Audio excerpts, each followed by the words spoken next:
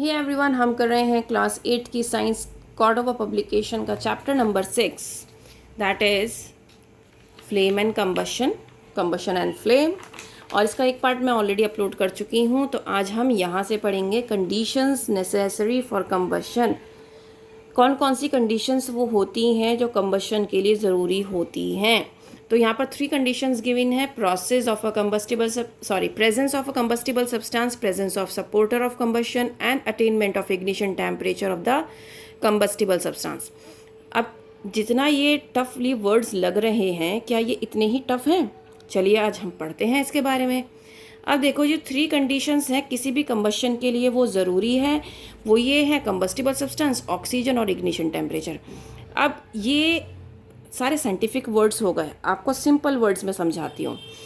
Combustion का मतलब होता है आग लगना, है ना। कंबशन मीन्स आग लगना। कंबस्टिबल सब्सटेंस, जिस चीज़ में जल्दी से आग लग जाए वो आपका कंबस्टिबल सब्सटेंस हो गया। अब हम यहाँ पर एग्जाम्पल लेते हैं किसी भी पेपर का, या फिर किसी भी क्लोथ का, या फिर जो ड्राई ग्रास होती है उसका। सपोज आपने यहाँ पर क्या रखी, ड्राई ग्रास रखी या क्लोथ रखा, ठीक है। तो वो क्या हो गया, आपका कंबस्टिबल सब्सटेंस हो गया, ठीक है। अब तीली लगाने के लिए अगर आपने माचिस जलाई और उसको आग लगानी है, तो वो आग कैसे पकड़ेगा? किसकी प्रेजेंस में? ऑक्सीजन की प्रेजेंस में क्या करेगा, वो आग पकड़ेगा। अब वो इतनी जल्दी आग कैसे पकड़ लेगा? क्यों पकड़ेगा वो आग इतनी जल्दी? क्योंकि उसका इग्निशन टेम्परेचर जो है वो लो है। अब भाई इग्निशन टेम्परेचर क्या होता है मुझे नहीं पता। इसको सिंपल भाषा में कहते हैं कि भाई उसकी जलने की जो क्षमता है वो बहुत कम है, मतलब वो बहुत जल्दी जल जाता है। इसकी वजह से उसका इग्निशन टेम्परेचर जो है वो लो है। इग्निशन टेम्परेचर मतलब कोई चीज़ कितनी जल्दी जलती है। अगर जल्दी जल रही है तो लो है, और अगर देर से जल रही है तो उसका इग्निशन टेम्परेचर हाई है। That's it. कितना सिंपल हुआ ना। तो ये 3 कंडीशन है आपके पास किसी भी कंबशन के लिए। कौन कौन सी? एक तो भाई किसी भी कपड़ा नहीं होगा तो आग कैसे लगाओगे, ऑक्सीजन नहीं होगी तो आग नहीं लगेगी। फिर उसके बाद अगर उसका इग्निशन टेम्परेचर लो नहीं हुआ तो जल्दी से आग नहीं पकड़ेगा। अब हम कपड़े की जगह एक लॉग ऑफ वुड ले लेते हैं, मतलब एक लकड़ी का लट्ठा ले लेते हैं। क्या आप उसमें आग जल्दी लगा पाओगे? बिल्कुल भी नहीं, क्योंकि उसका इग्निशन टेम्परेचर हाई है। तो वो एक तीली से नहीं जलेगा, एक माचिस की तीली से नहीं जलेगा। उसमें आपको पेट्रोल भी यूज़ करना पड़ेगा, है ना। अगर पेट्रोल नहीं यूज़ करोगे कुछ और यूज़ करोगे, लेकिन उसको अगर आपको जलाना है तो आपको उसके लिए मेहनत करनी पड़ेगी। यहाँ पर हमने एग्जाम्पल लिया था क्लोथ का या फिर पेपर का। उसका इग्निशन टेम्परेचर लो होता है, इसलिए वो जल्दी आग पकड़ता है। समझ में आया? Now combustible substances. Combustible substances कौन कौन से, जो मैंने आपको बताया, paper, cloth, dry grass, LPG, petrol, ये क्या है? किसी भी कंबशन के लिए ज़रूरी है ना, किसी भी चीज़ को जलाने के लिए। Process of combustion can not अगर विदाउट अ कंबस्टिबल सब्सटेंस। अब ये जो प्रोसेस है कंबशन का, ये विदाउट कंबस्टिबल सब्सटेंस के पॉसिबल ही नहीं है। भाई कैसे पॉसिबल हो जाएगा? अगर आपके पास कोई चीज़ है ही नहीं आग लगने वाली, तो आग कैसे लगा लोगे आप कहीं पर? कभी भी नहीं लगा सकते, है ना। Now supporter of combustion. अब कौन कौन सपोर्ट करता है आग लगने में? Combustion is a chemical reaction between a combustible substance and oxygen. ये केमिकल रिएक्शन है किसके बीच में? उस सब्सटेंस के, जैसे कि अगर मैं पेपर या क्लोथ ले लूँ एग्जाम्पल, और ऑक्सीजन। ये तो हमें पता ही है, ऑक्सीजन की प्रेजेंस में तो आग लग रही है ना। और फिर क्या हो रहा है आग लगने पे? हीट निकल रही है, right. A combustible substance does not burn in the absence of oxygen. कोई भी सब्सटेंस अगर ऑक्सीजन नहीं है तो बर्न नहीं होगा। Presence of combustion continues till there is a continuous supply of oxygen.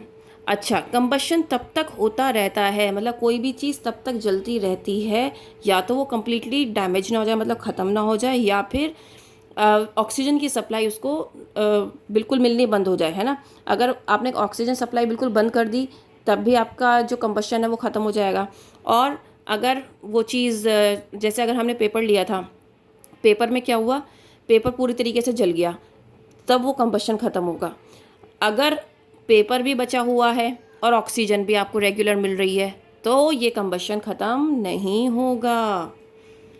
It stops when the supply of oxygen is discontinued और cut off. तो इसमें कह दिया है भाई, कभी भी अगर आपको बुझानी है तो उसके लिए सप्लाई ऑफ ऑक्सीजन ख़त्म करना पड़ेगा। अब यहाँ पर एक एक्टिविटी दी गई है कि भाई कंबशन ज़रूरी है, ऑक्सीजन ज़रूरी है किसी भी कंबशन के लिए। तो ये बहुत ही कॉमन एग्जांपल है, ये आप अपने घर में भी करके देख सकते हो। 2 कैंडल जलाओ, एक कैंडल को आप क्या करो बाहर रख दो ऐसे ही, और एक कैंडल को आप कवर कर दो किसी भी किस चीज़ से, ग्लास पीस से, ताकि आप बाहर से देखते रहो। आपको विजिबल होना चाहिए, बाहर से ट्रांसपेरेंट होना चाहिए जिससे आप कवर कर रहे हो। तो आप क्या देखोगे कि जो बाहर जल रही है कैंडल वो जलती रहेगी। क्यों? क्योंकि उसको ऑक्सीजन मिल रहा है। लेकिन यहाँ पर क्या हुआ, ये जो ट्रांसपेरेंट आपने इसको कवर लगाया है ना, इसकी ऑक्सीजन सप्लाई आपने बंद कर दी। कुछ सेकंड्स के लिए वो जलेगी, उसके बाद वो खुद से बुझ जाएगी। क्यों? क्योंकि ऑक्सीजन नहीं है, ऑक्सीजन सप्लाई आपने बंद कर दी। तो ये आपको बताता है कि भाई ऑक्सीजन ज़रूरी है किसी भी कंबशन के लिए। Now attainment of ignition temperature, किसी भी इग्निशन टेम्परेचर को अटेन करने के लिए हमें क्या करना है? Wood and coal are fuels, ये हम जानते हैं, but they do not start burning on their own, लेकिन ये खुद से नहीं जलते हैं, ये भी हम जानते हैं।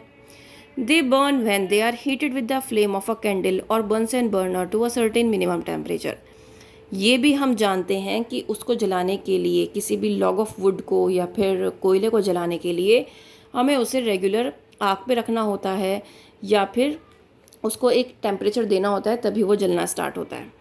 Lowest temperature to which a substance must be heated to catch fire and start burning is called its ignition temperature. वो लोवेस्ट टेम्परेचर जिस पे कोई भी सब्सटेंस बर्न करना स्टार्ट हो जाए वो उसका इग्निशन टेम्परेचर कहलाता है। Different substances have different ignition temperature, अब अलग सब्सटेंसेस के अलग इग्निशन टेम्परेचर होते हैं, ठीक है। Now combustible substance in the presence of oxygen does not catch fire if its temperature is lower than its ignition temperature। अब कोई भी combustible substance presence of oxygen में एकदम से आग नहीं पकड़ेगा अगर उसका ignition temperature if its temperature is lower than it, अगर उसका खुद का टेम्परेचर इग्निशन टेम्परेचर से कम है, ठीक है। अच्छा, यहाँ पर जो एक एग्जाम्पल, ये क्वेश्चन पूछा हुआ है, petrol catches fire earlier than kerosene why, इसका आंसर आप दोगे मुझे कमेंट में, ठीक है। इसका आंसर आप दोगे, और कैसे देना है आपको आंसर, पहले क्वेश्चन बोलना है एंड देन आपको क्वेश्चन लिखना है एंड देन आपको आंसर लिखना है। क्योंकि मैं आपसे रेगुलर कुछ ना कुछ पूछती रहती हूँ, तो वो फिर मुझे ध्यान नहीं रहता कि इसमें मैंने क्या पूछा था, ठीक है। तो आपको आंसर करना है। अगर आपके आंसर्स मुझे करेक्ट आए तो मैं आपको थम्स अप दूंगी, हार्ट दूंगी, और अगर आपके आंसर्स गलत होंगे तो मैं एक वीडियो बनाऊंगी जिसमें मैं आपको आंसर करूंगी, okay. To show that a combustible substance does not catch fire if its temperature is lower than its ignition temperature, तो यहाँ पर हम क्या कर रहे हैं, इस चीज़ का ऊपर एक एक्टिविटी कर रहे हैं। तो उन्होंने क्या किया, एक पेपर कप में थोड़ा सा पानी ले लिया और इसको किसके ऊपर, आग के ऊपर जलाना शुरू किया। भाई साफ सीधी बात है, जब आप पेपर कप को आग के ऊपर जलाओगे तो क्या वो बच जाएगा? नहीं। क्यों? क्योंकि भाई पेपर कप है, पेपर कप क्या होगा, वो जलना स्टार्ट हो जाएगा, है ना। So water becomes hot and also starts boiling but the cup does not burn, है। Remove the water from the paper cup after some time and place it over the flame. Take some water in a paper cup and heat it over the flame of a gas stove. ठीक है, हमने जलाना start किया। Remove the water from the paper cup, अब पानी हटाओ उसमें से, and after some time place it over the flame, फिर से इसको फ्लेम पर रखो तो वाटर हॉट हो जाएगा and also starts boiling but the cup does not burn. The heat supplied to the paper cup is transferred to water by conduction, thus the paper cup does not reach its ignition temperature and does not burn. When water is removed and the cup is heated, it immediately catches fire and burns. Okay, तो यहाँ पर क्या बताया गया है, देखो, the water boils but the paper cup does not catch fire when placed on a gas stove. ऐसा क्यों हुआ, उसका रीज़न यहाँ पर है क्योंकि उसमें क्या था, पानी गिवन था, है ना, पानी था ना, तो जब उसके अंदर पानी होगा तो वो सारा जो हीट है ना वो किसको ट्रांसफ़र करेगा, वाटर को ट्रांसफ़र करेगा, ठीक है। अगर हम खाली पेपर कप उसके ऊपर रखेंगे तो वो जलना स्टार्ट हो जाएगा अगर उसके अंदर पानी नहीं है, ठीक है, क्योंकि उसका हीट का ट्रांसफॉर्मेशन नहीं हो रहा है, हीट ट्रांसफ़र नहीं कर रहा है, तो जिसकी वजह से वो पेपर कप खुद से जलना स्टार्ट हो जाएगा। लेकिन यहाँ पर क्या है, उस पेपर कप के अंदर क्या है, वाटर है, जिसकी वजह से वो हीट ट्रांसफ़र कर रहा है किसको, पेपर को, वाटर को, जिसकी वजह से वाटर जो है वो बॉयल होना स्टार्ट हो गया और पेपर कप को कुछ नहीं हुआ। लेकिन एज सून एज आपने क्या किया, वाटर जैसे ही रिमूव किया और फिर से आपने कप को हीट पे रखा तो वो क्या होगा, एकदम से जलना स्टार्ट हो जाएगा। तो इस कंडीशन में आपको क्या पता चल रहा है कि combustible substance does not catch fire if temperature is lower than it's ignition temperature. अगर उसका टेम्परेचर कम है इग्निशन टेम्परेचर से, तो ये एक्टिविटी आपको दर्शाती है। बेसिकली यहाँ पर हो क्या रहा है, यहाँ पर एनर्जी का ट्रांसफ़र हो रहा है ना। भाई जो हीट उसको मिली थी वाटर कप को, इसने क्या किया, उसको ट्रांसफ़र कर दिया वाटर में, जिसकी वजह से वाटर बॉयल होना स्टार्ट हो गया। इसी वजह से ये वाली एक्टिविटी इनकी सक्सेसफुल है। Now take a candle and light it with the help of a burning matchstick. Take an aluminium foil, make a hole in it and place it at the base of the candle flame and above the melted wax. अब आपको क्या करना है, candle लेना है, उसको जलाना है, उसके नीचे एल्यूमिनियम फाइल रखनी है एक होल करके। Candle flame gets extinguished after some time because aluminium foil takes away or conducts heat and the temperature goes below the candle's ignition temperature. So we conclude that the combustion of candle does not takes place below its ignition temperature. अब आपको क्या समझ में आया इसमें कि candle flame gets extinguished मतलब वो ख़त्म हो जाएगी। क्यों? क्योंकि एल्यूमिनियम फॉयल ने सारी हीट कंडक्ट कर ली है, जिसकी वजह से क्या है, क्योंकि एल्यूमिनियम फॉयल का जो इग्निशन टेम्परेचर है वो किससे, कैंडल से कम है, जिसकी वजह से ये हो गया कि वो जो कैंडल है वो एकदम बुझ गई। Now a match stick can burn wood shavings but not a large piece of wood. अब ये वाला एग्जांपल मैंने आपको पहले भी दिया था कि अगर वुड के छिलके होते हैं, जो वुड अगर आपके घर में काम हो रहा है और उसके छिलके उतारे जाते हैं, उसको छीला जाता है, तो जो छिलके होते हैं ना वो जल्दी आग पकड़ लेते हैं इन कंपैरिजन विद वुड, है ना। तो उसका इग्निशन टेम्परेचर कैसा होता है, कम होता है इस वजह से। The substances which have very low ignition temperature can easily catch fire with a flame और कॉल्ड इनफ्लेमेबल सब्सटेंसेज। इनको हम इनफ्लेमेबल सब्सटेंसेज कहते हैं, जो कि ये सारे लिखे हुए हैं, क्योंकि इनके जो इग्निशन टेम्परेचर है वो काफ़ी कम है। ऐसे यहाँ पर एग्जाम्पल ड्राई ग्रास का भी दिया हुआ है। Fire fighting, fires at home, shops and factories can be very disastrous and often cause loss of life and property. ये हम जानते ही हैं कि आग की वजह से बहुत ज़्यादा लॉस हो जाता है। So the fire should be brought under control and extinguished as soon as possible. Fire fighting means to control and extinguish the unwanted fire, मतलब उसको कंट्रोल करना और उसको ख़त्म करना जो हमें फायर नहीं चाहिए। ऑब्वियसली किसी को भी नहीं चाहिए fire. So fire can be controlled by removing one or more of the conditions required for combustion takes place. Since it is not possible to remove all the combustible substances from the place of fire, for example, if a building catches fire, the whole building cannot be shifted. ये साफ सीधी बात है, हम building को shift नहीं कर सकते। सो दो प्रिंसिपल पे फायर फाइटिंग वर्क करता है, ये इंपॉर्टेंट है। Bringing down the temperature of the burning substance below their ignition temperature. जो सब्सटेंस जल रहा है उसको क्या करना है, उसका टेम्परेचर लोअर डाउन करना है उसके इग्निशन टेम्परेचर से। Then cutting off air supply to the burning substance, और एयर सप्लाई को ख़त्म करना। वो कैसे कर सकते हैं, ऑक्सीजन की सप्लाई बंद करके। Then different types of fire extinguishers are used for different types of fires, let us learn about them. तो अलग अलग तरह के फायर एक्सटिंग्विशर्स यूज़ किए जाते हैं अलग अलग चीज़ों के लिए। तो वाटर एज फायर एक्सटिंग्विशर वो कब यूज़ किया जाता है, जब किसी घर में या नेबरहुड में आग लग जाती है तो हम एकदम से फायर एक्सटिंग्विशर को कॉल करते हैं 101 पे। तो फायर ब्रिगेड आते हैं और वो आग को बुझाते हैं, ठीक है, जिसकी वजह से कंबस्टिबल सब्सटेंसेस जो हैं वो कूल डाउन हो जाते हैं और इग्निशन टेम्परेचर से उनका जो लेवल है वो कम हो जाता है, जिसकी वजह से जो आग फैल रही थी वो ख़त्म हो जाती है। सो जो वाटर पानी से जो पानी आग से गर्म हो जाता है वो वाटर वेपर बनाता है, जिसकी वजह से सप्लाई जो उसकी कंबस्टिबल सब्सटेंस की जो इग्निशन टेम्परेचर था उसकी सप्लाई को बिल्कुल बंद कर देता है, जिसकी वजह से क्या होता है कि वहाँ पर आग बुझाने में वो सक्षम रहते हैं। कौन, फायर फाइटर्स, ठीक है। Water can not be use to extinguish. अब किस केस में हमें वाटर का यूज़ नहीं करना चाहिए, जब इलेक्ट्रिक वायरिंग में कोई दिक्कत हुई और उसकी वजह से फायर लगी है, तो हमें तब क्या नहीं यूज़ करना चाहिए, तब हमें पानी का इस्तेमाल नहीं करना चाहिए, क्योंकि वो आग और ज़्यादा बढ़ सकती है। जिसकी वजह से इलेक्ट्रिक शॉक्स भी लग सकते हैं, ठीक है, जो इस फायर फाइटिंग ऑपरेशंस में लगे हुए हैं। तो इस वजह से उस कंडीशन में हमें पानी का इस्तेमाल नहीं करना होता है। जब अगर कभी किसी केरोसिन की वजह से या पेट्रोल की वजह से किसी को आग लगती है, घर में आग लगती है, ठीक है, तो हमें तब भी पानी से नहीं बुझानी है, क्योंकि ऐसे में क्या होता है, पानी भारी होता है ना। पानी, water is heavier than oil, क्योंकि अगर हम एक गिलास में पानी लें और उसके ऊपर ऑयल डालें तो ऑयल जो है ऊपर तैरता रहता है, पानी नीचे रहता है। तो इस केस में क्या होगा कि ऑयल अब भी फ्लोट करेगा, दैट मीन्स वो आग जलती रहेगी और वो ख़त्म नहीं होगी इस केस में। तो इस वजह से हमें क्या करना है, पानी का इस्तेमाल नहीं करना है। अब हम यहाँ पर क्या यूज़ कर सकते हैं, तो कार्बन डाइऑक्साइड जो है वो एक बेस्ट फायर एक्सटिंग्विशर क्यों है, क्योंकि ये हम सारे इलेक्ट्रिकल इक्विपमेंट्स पे, इन्फ्लेमेबल मटेरियल्स जैसे कि पेट्रोल, केरोसिन पे यूज़ कर सकते हैं।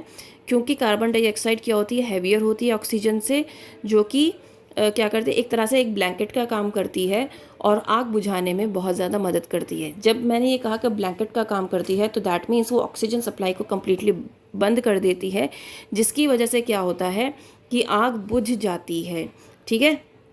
और we get supply of carbon dioxide to extinguish fires from the fire extinguishers. तो हम इस तरीके के, ये आपने देखा होगा, अब तो बहुत सारे स्कूल्स में भी, इवन लोग घरों में भी ये रखते हैं, सिर्फ इसी वजह से ताकि कोई भी हादसा हो घर के अंदर या स्कूल में तो वो एकदम से आग बुझा सके, ठीक है। ये आप स्कूल्स में, कॉलेजेस में, हॉस्पिटल्स में, सब जगह आप देखेंगे, ठीक है। और कई बार हमने सेंट का भी देखा है कि सेंट भी बहुत अच्छा रोल प्ले करता है अगर हमें आग बुझानी होती है, ठीक है ना, क्योंकि ये भी सप्लाई ऑफ ऑक्सीजन को कट ऑफ करता है, जिसकी वजह से आग बुझ जाती है। एक होता है फोम टाइप फायर एक्सटिंग्विशर। इसमें क्या होता है, sodium bicarbonate, saturated solution of sodium bicarbonate और एक एल्यूमिनियम सल्फेट इसके अंदर होता है, मेटेलिक सिलेंडर के अंदर। तो ये क्या करता है, ये ऑक्सीजन सप्लाई को बंद करता है, ठीक है, जिसकी वजह से क्या होता है, आग लगनी ख़त्म हो जाती है, ठीक है। सो ये क्या करता है, बेसिकली कार्बन डाइऑक्साइड प्रोड्यूस करता है। A substance called saponin is added to the sodium bicarbonate solution to produce foam of carbon dioxide. So basically इसमें क्या किया जाता है, एक सैपोनिन एक सब्सटेंस है जिसको ऐड किया जाता है सोडियम बाइकार्बोनेट के साथ, जिसकी वजह से वो क्या फोम निकालता है, कार्बन डाइऑक्साइड की फोम फॉर्मेशन में निकालता है, ठीक है। So the foam of carbon dioxide comes out through the nozzle which is direct towards the fire, जो कि फायर जहाँ पर भी आग लगी है उस तरफ उसको डायरेक्ट किया जाता है, जिसकी वजह से क्या होता है कि जितने भी इलेक्ट्रिकल अप्लायंसेज हैं और या इन्फ्लेमेबल सब्सटेंसेज है, पेट्रोल, केरोसिन, वहाँ पर आग बुझ जाती है। हमें किस तरीके से फायर विक्टिम्स की हेल्प करनी चाहिए, टेक केयर करनी चाहिए। We should immediately bring out the fire victims from the fire place, to इनको ओपन स्पेस में लेकर आना चाहिए। और to prevent the fire victims from breathing harmful gases like carbon dioxide और smoke which may lead to suffocation and breathlessness. तो basically ये होता है कि जब आग लगती है तो वहाँ पर कार्बन डाइऑक्साइड की जो परसेंटेज है वो ज़्यादा हो जाती है, जिसकी वजह से सफोकेशन बहुत ज़्यादा होता है और ब्रीथलेसनेस ज़्यादा होती है, जिसकी वजह से डेथ होने के भी चांसेस होते हैं। तो उनको ओपन एनवायरनमेंट लेकर आना चाहिए और वहाँ पर लाकर उनको ब्रीथिंग वाला प्रोसेस अच्छे से कराना चाहिए, उनको ब्रीथिंग देनी चाहिए। हो सके तो आप ऑक्सीजन मास्क भी लगा सकते हैं। When the clothes of a person catch fire, the person should be covered with a blanket to cut off the supply of air. जब किसी के कपड़ों पर आग लग जाती है तो हम एकदम से ब्लैंकेट बनाते हैं, ये हमने बहुत सारे मूवीज़ में देखा है। तो ये भी इसलिए किया जाता है ताकि ऑक्सीजन की सप्लाई बंद हो सके और वो एकदम से आग बुझ जाए। या हम विक्टिम की बॉडी पर क्या डाल सकते हैं, पानी डाल सकते हैं, जिसकी वजह से वो इग्निशन जो आग लग रही है वो ख़त्म हो जाएगी, ठीक है। और बॉडी पर जो ब्लिस्टर्स पड़ने होते हैं, जो छाले जिनको कहते हैं, तो वो नहीं पड़ेंगे। और एकदम से हमें क्या करना चाहिए, एम्बुलेंस को बुलाना चाहिए और उनको हॉस्पिटल में भेजना चाहिए, उनको मेडिकल ट्रीटमेंट एकदम से देना चाहिए। तो उम्मीद करती हूँ आज का टॉपिक आपको समझ में आया होगा। अगर इसमें भी कोई दिक्कत है ना तो आप एक बार मुझसे पूछ सकते हैं, मैं आपको बता दूँगी, ठीक है। फिर से मैं एक्सप्लेन कर दूँगी, आई हैव नो इशू।